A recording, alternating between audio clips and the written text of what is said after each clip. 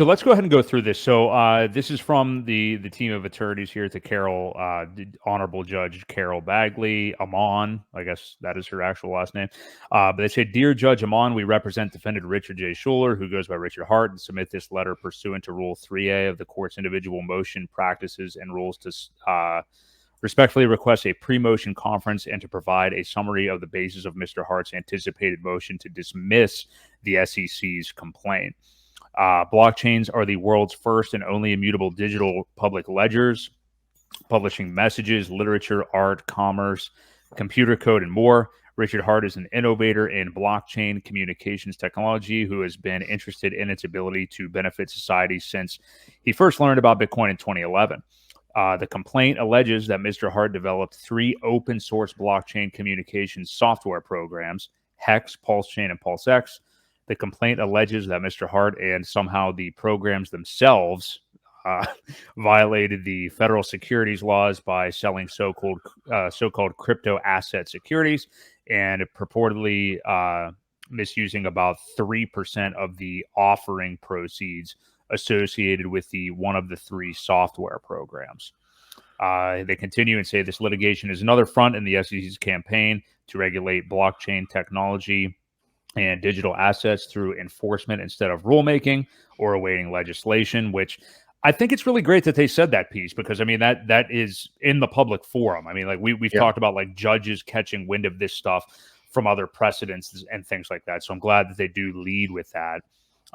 Its effort is particularly misguided in this case, where the complaint attacks certain blockchain software programs running on a decentralized ecosystem of computers across the world. There is no business, corporation, enterprise, or foundation behind them.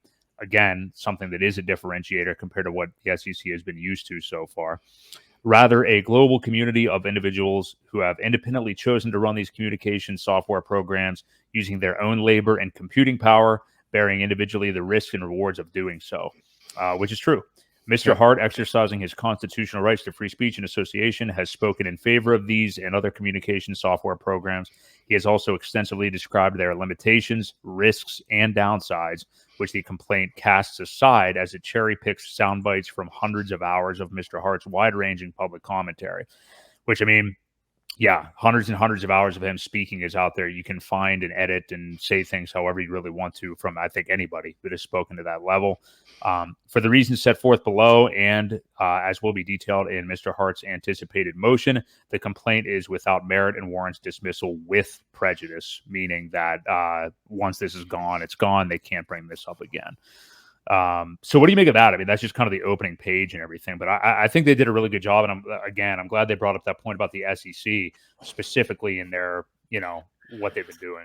Yeah, no, it just speaks of what we've been talking about for so long. And, there's such overreach. They haven't set any kind of precedent. They haven't decided on any regulation, but yet they're willing to say, they're breaking the law that we haven't determined on what really is law and what isn't. So, the funniest part of this whole page, though, is the footnote at the bottom, how they say that, naming HEX, PulseChain, and PulseX as alter ego defendants is truly bizarre. Oh, I somehow thought that was a cutoff. My bad. Yeah, I love that part. Yeah. Under the SEC's own definitions, they're a digital asset token and 2 software protocols. How software programs can be entities subject to suit defies logic and precedent. So, and they go on to say, the non-existence of these entries aside, the complaint lacks merit against them too. So, I found that very interesting as a footnote to page 1. How they call it alter egos, and right, because there is no because there is no company, I think they kind of had to word it that way as a stab, a shot in the dark maybe. But yeah, I really like how they called that out as well. Yeah, the alter ego thing was always weird. I mean, I think a lot of people didn't really understand where they were going with that. Yeah. Well, I know where they were going. They were trying to act as if that is him or something. Which, right, exactly. Yeah. So That's the opening page. Did you want to go? I have the next part up here on my phone. I can read. Okay. So here's where they kind of go just piece by piece here, answering to the SEC complaint. So it says the complaint fails to establish personal jurisdiction and was not properly served. So this is something you and I were talking about. The court should dismiss the complaint under Rule. I'll just let you guys fill in the blanks there, because it fails to plead that Mr. Hart, who has not lived in or done business with the United States for well over a decade, has a connection with the United States such that he should reasonably anticipate being hailed into court there. And then they give some case law precedents there from 1980. It pleads no U.S.-based entities, employees, contracts, payment accounts, marketing efforts, or travel. The complaint merely asserts that an unspecified number of U.S. residents engaged in transactions and that Mr. Hart discussed the software on social media. That does not approach what is necessary, i.e., contacts that the defendant himself created with the forum, rather than with the persons who reside there. And they cite what looks like at least two different case laws here. Nor are the websites at issue alleged to have conducted registrations, taken user information, processed payments, or expressly aimed themselves at the United States, with some other case law there. The court should also dismiss the complaints under Rule 12b-5 because dropping papers at a Finnish police station is not valid service, which is something that we talked about as well. So what do you make of some of that, and particularly there the service thing there at the end, which is a big thing that we've seen? It's like, I mean, how can you call this service, or will the U.S. recognize it as that? Well, now that it's started, I think they'll recognize it as now he knows. You know what I mean? He's kind of coming forward is almost like, I hear you're trying to reach me, Yeah. So I think it's sufficient enough. I don't think they would throw it out on those grounds. However, some of these other complaints are quite substantial. I don't think that one is huge. In the only way that it is the fact that, like we were talking about earlier, he's clearly not on the run. He's come forward on his own accord with his lawyers and said, hey, I hear you're looking for me, and here's what I have to say about what you've got to say. So, yeah, I don't think there's a whole lot to this part. Although, as far as him being outside of the United States, I don't know. I don't know how that'll work. Yeah, we'll see. I mean, sorry.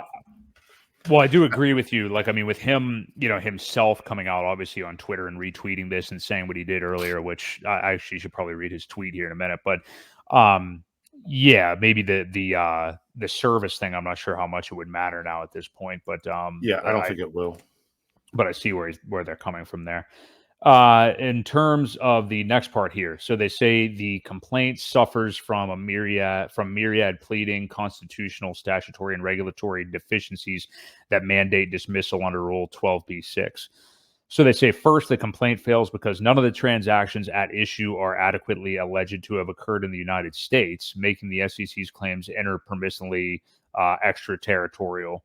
Then cite some case law to establish the required transaction that title was transferred or irrevocably liability was incurred within the United States. They cite some more case law there. A conclusory, that's a tough one, assertion that securities transactions took place in the United States will not suffice. They cite case law there.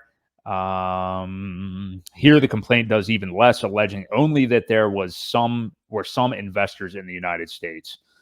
That is not nearly enough, as a purchaser's citizenship or residency does not affect where a transaction occurs.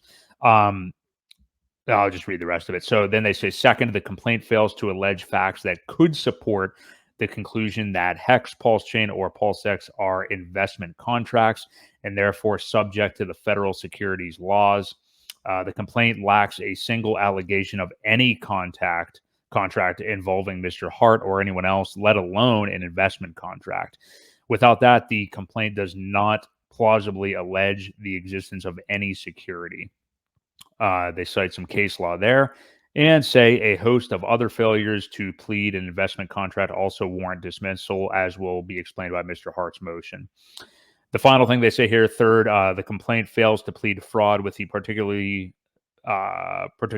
of Rule 9b requires. There are no misstatements or omissions alleged, let alone any that are material, nor is scienter sufficient pleaded. Indeed, the complaint identifies no deceptive statement or conduct at all.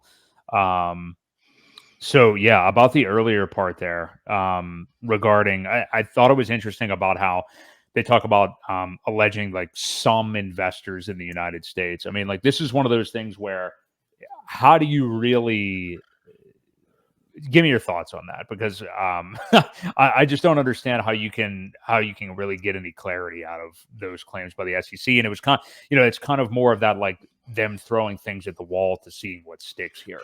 Right. And I think the most important part of this section is the second thing, where if it were an investment contract, then you could potentially have a security.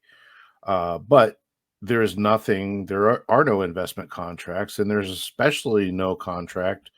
There's none with anyone, especially with Richard Hart. So, a smart contract and an investment contract are completely different things. And I hope that, that the courts do their diligence and understand, which I'm sure they will, that these cases are becoming more and more popular now. Obviously they're throwing, cases against everybody. So if they're not educated on it yet, hopefully they will be soon. I'm sure him and his lawyers will do a bang up job trying to educate them, throughout the whole process. But I think that's probably one of the most important parts about this is that there is no investment contract. There's no complaint. It says they do plausibly allege the existence of any security. So, and they go on to state, like you said, several cases here. I'm just seeing reason after reason after reason to warrant dismissal. So hopefully that repetitive, wording gets through and they end up throwing it out. But again, we'll have to see. Well, I mean, keep in mind, and I mean, you can do this with the SEC complaint as well. We are reading, a very well written, professionally done with case law, representation from Richard's representation. So anytime, that's the thing. That's why when people, I think, read a lawsuit, even if it's a frivolous one by the SEC, who kind of just goes after everybody, it looks scary because they kind of sound like they know what they're talking about, even if they may not. I'm not saying that that's what's happening here with his representation. I actually think that they're far more equipped, and he's far more equipped to deal with something like this than probably literally anybody else in crypto. But yeah, keep that in mind too. So, I mean, I agree with you. I mean, yeah, I would like it to just be dismissed because of this. But we've said this from the beginning. I mean, this is largely a shakedown by the SEC wanting to collect money from him. You know what I mean? Like, oh, okay, we can never make anything anywhere near or, found anything like you did or innovate anything at all. So can we scalp some money out of this scenario? You know what I mean? So I actually didn't realize this, but yeah, there's a continuation of that part 3 that gets more interesting too. It says it offers only a conclusory assertion that individuals, had a quote unquote reasonable expectation about how alleged PulseChain assets would be used, despite being explicitly promised nothing, which is totally true. About how alleged I already read that line. That does not plead deception, let alone support a strong inference of fraudulent intent. They give case law there. Seeing as PulseChain was developed and did launch, so there is a product, the securities fraud claim boils down to the SEC's disagreement with how 3% of the PulseChain's alleged assets were purportedly used, an issue falling squarely outside the federal securities laws. And they cite case law there. To find otherwise would convert any instance of corporate mismanagement into Rule 10b-5, and they cite case law there. So, yeah, what do you think about that? Because, I mean, they're talking about how that wouldn't even be within their jurisdiction. Well, yeah, and you have corporate mismanagement, but there's no corporation. So Right. it's just again throwing things at the wall to see what stick, um, and following with outside. Yeah. So I mean, now would I be surprised? I think I would. I would be surprised if DOJ even gets involved with this. I think that's whose jurisdiction that would probably fall under. Um, Yeah. but uh, it's got to go through this process first. So I don't want to, put the cart in front of the horse. But yeah, I mean, I don't know. Again, I'm not a lawyer, so it's hard for me to give my thoughts on this when um, you can pick apart little things, the things that we've been saying all along. But yeah, it's 3% of alleged assets were used for what? For advertising? What people aren't allowed to do that kind of thing is, and Right. Well, so yeah, and to the bigger point, I mean, like even if it isn't the SEC's jurisdiction, that kind of gives you a look into how they would defend that. You know what I mean? right, right, Regarding the whatever you want to call that sure, money. So we're almost done here. So just a couple points left. So number 4, the court should dismiss the complaint because the SEC runs afoul of the major questions doctrine by way of this action. Executive agencies have only the power specifically granted to them by Congress. They cannot undertake a transformative expansion in authority without clear congressional authorization. The SEC seeks to impose its will on the $2 trillion digital asset industry, but recent legislative proposals make clear that Congress has not delegated authority over digital assets to the SEC. To the contrary, the industry's regulation remains the subject of an earnest and profound debate. Rather than follow the political process or even engage in rulemaking, the SEC seeks to press forward with regulation by enforcement. I mean, we've had that conversation at the top of the show. The court and have been having it for years. The court should halt that effort and dismiss the complaint for exceeding the SEC's lawful authority, consistent with recent Supreme Court precedent. So I think that's a key to that last sentence, Supreme Court precedent. And people were speculating like, oh, could they want this to drag out, or really any crypto and SEC yeah, case, drag it all out while other dominoes fall? So precedent is made. So what do you make of exactly. that? That was my take on that whole thing too. Um, it, yeah, I don't know. I looked over that the first time, and then when I read it again, I got something completely different out of it. So, um, I I'm not sure. I think it says here and elsewhere the SEC seeks to impose its will on the $2 trillion digital asset industry. Um, Right.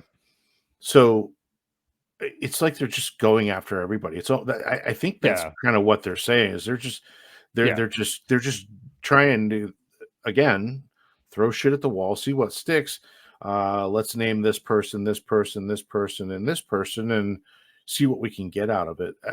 Am I reading that correctly? Is that what you took from No, that? you're exactly right. No, Yeah. that's exactly it. They're just Okay. saying that they're just highlighting again.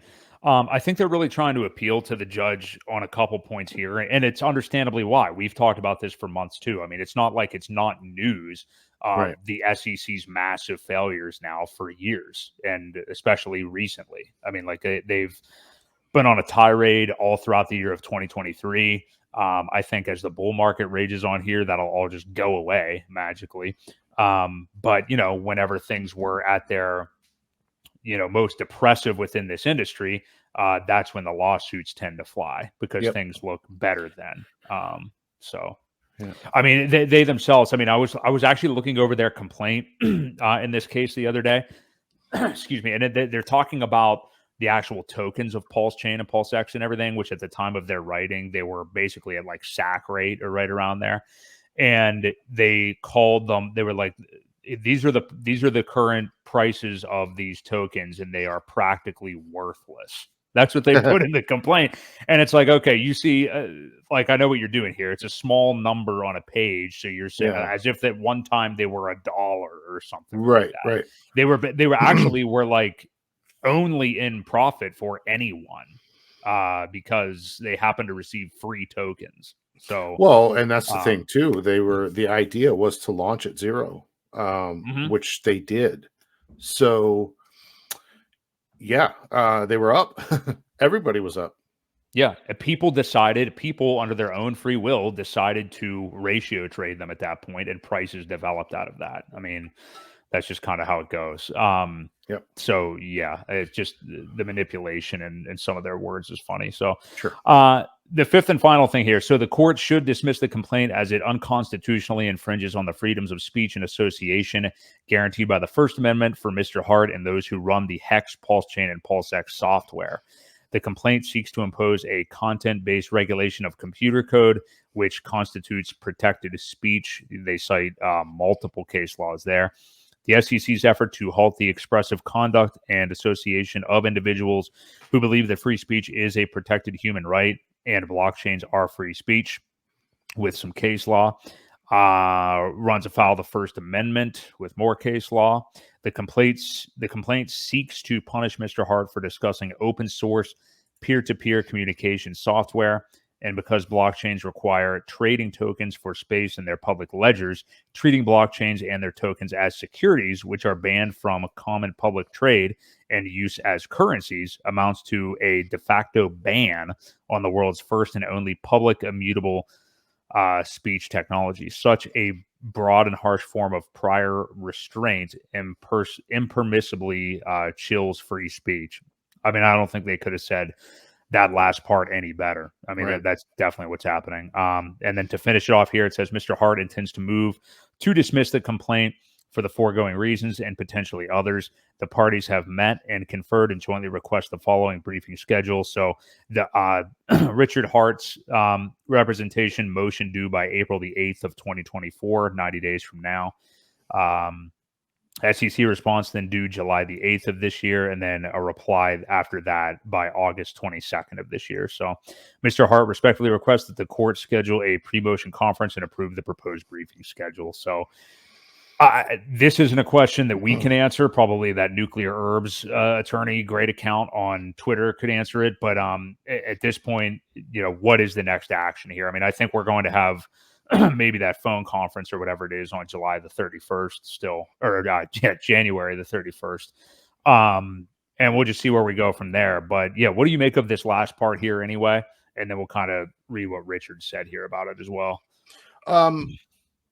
So the motion is due April 8th. So I don't know what will happen in January. Well, there's already a phone conference for then scheduled. So this is purely their proposal. Will that change though? Be due to this? I don't think so. Okay. I don't. I mean, maybe if everybody's just like, oh, okay, yeah, we'll just go with that plan, which I doubt they'll do.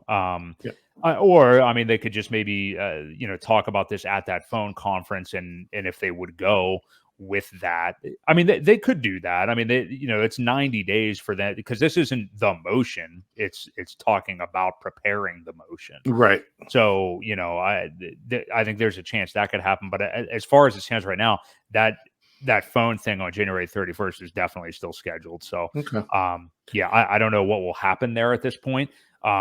We may not get anything until that does happen. I don't want to speak out of turn. I mean, as of now, there is no debate. I mean, that January thing is still scheduled. So, okay. Yeah, I haven't looked at Court Listener in a while. I know you said you did, so that's why I wasn't sure. Yeah, I just don't know.